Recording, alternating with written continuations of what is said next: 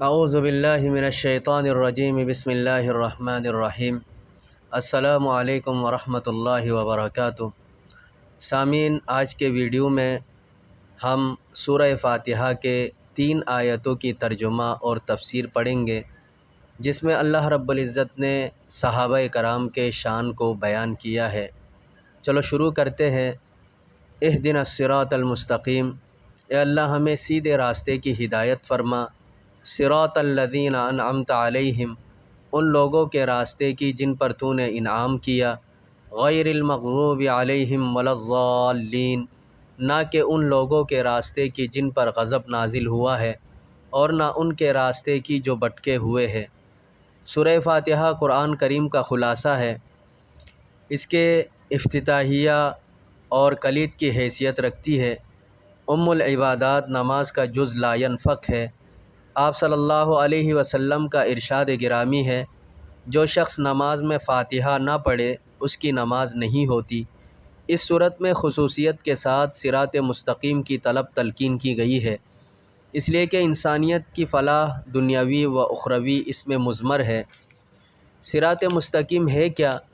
صراط مستقیم کی طلب و جستجو اس قدر اہم ہے کہ ہر صاحب ایمان پر نماز کی ہر رکعت میں اس کی طلب لازم قرار دی گئی ہے۔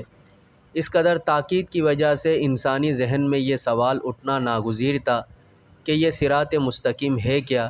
خالق لم یزل نے اس سوال کو تشنا نہیں چھوڑا، بلکہ خود ہی اس کا جواب ارشاد فرمایا، صراط الذین انعمت علیہم غیر المغضوب علیہم ولا الضالین، ان لوگوں کے راستے کی جن پر تو نے انعام کیا ہے، نہ کہ ان لوگوں کے راستے کی جن پر غضب نازل ہوا ہے، اور نہ ان کے راستے کی جو بھٹکے ہوئے ہیں۔ یعنی قرآن کریم ان لوگوں کا راستہ ہے جن کو منعم علیہم قرار دیا گیا ہے۔ صراط مستقیم صحابہ کرام کا راستہ ہے۔ صراط الذین انعمت علیہم، اس قدر تعبیر میں اجمال تھا۔ القرآن یفسر بعضہ بعضا کے تحت دوسرے مقام پر اس اجمال کی تفصیل موجود ہے کہ منعم علیہم یعنی وہ طبقات و گروہ کون سے ہیں جن پر اللہ تعالیٰ نے اپنا انعام کیا ہے۔ چنانچہ سورۃ النساء آیت نمبر 69 میں فرمان باری تعالیٰ ہے، وَمَن يُطِعِ اللَّهَ وَالرَّسُولَ فَأُولَٰئِكَ مَعَ الَّذِينَ أَنْعَمَ اللَّهُ عَلَيْهِم مِّنَ النَّبِيِّينَ وَالصِّدِّيقِينَ وَالشُّهَدَاءِ وَالصَّالِحِينَ وَحَسُنَ أُولَٰئِكَ رَفِيقًا، اور جو لوگ اللہ اور رسول کی اطاعت کریں گے تو وہ ان کے ساتھ ہوں گے جن پر اللہ نے انعام فرمایا ہے، یعنی انبیاء، صدیقین، شہداء اور صالحین، اور وہ کتنے اچھے ساتھی ہے۔ معلوم ہوا کہ انبیاء کرام، صدیقین، شہداء اور صالحین، یہ 4 گروہ بارگاہ الہی کے انعام یافتہ ہے، اور ان کا راستہ صراط مستقیم ہے، جس کی درخواست سورہ فاتحہ میں کی گئی ہے۔ پہلا گروہ انبیاء علیہم السلام کا ہے، جن میں سیدنا آدم علیہ السلام سے لے کر آپ صلی اللہ علیہ وسلم تک 1,24,000 نفوس قدسیہ شامل ہے، جبکہ باقی 3 طبقات صدیقین، شہداء اور صالحین کی تفسیر و تعیین میں جمہور مفسرین کے باتفاق اس سے اولین مراد صحابہ کرام کی مقدس جماعت ہے، کیونکہ اللہ اور اس کے رسول صلی اللہ علیہ وسلم کے دین کی اولین تصدیق کا شرف بھی انہوں نے پایا۔ دین اسلام کے لیے جانوں کے دیوانہ وار نذرانے بھی انہوں نے پیش کیے، اور اعمال صالحہ کی توفیق بھی باقی امت سے پہلے ان کو ودیعت فرمائی گئی۔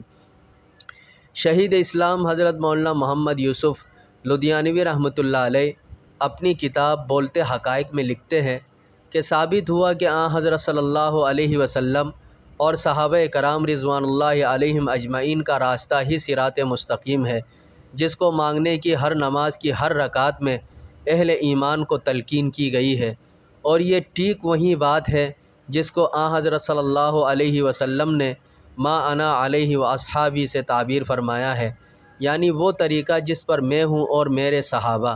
بلکہ علامہ آلوسی اور امام قرطبی رحمہ اللہ نے تو صراط مستقیم سے بالخصوص حضرت صلی اللہ علیہ وسلم اور حضرات شیخین ابو بکر و عمر رضی اللہ عنہما کا راستہ مراد لیا ہے۔